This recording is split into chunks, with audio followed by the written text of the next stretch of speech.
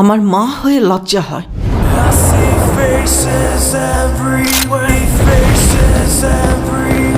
আর তোমার ছেলের বাবা হয়ে এতটুকু লজ্জা হয় না? উনি একজন ড্রাগ অ্যাডিক্টেড। উনি একজন রেপিস্ট।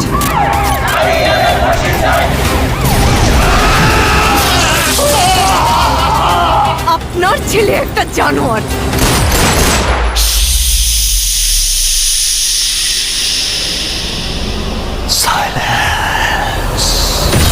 ওর এখনই এই অবস্থা, ওর ফিউচার কি? আমি আমার ফিউচার নিয়ে ভাবি না, অতীত নিয়েও ভাবি না। আমি শুধু একটা জিনিসই ভাবি, নিতু শুধুই আমার। নিতুরে না পারলে আমি পুরা দুনিয়া বরবাদ করে দিতে পারি।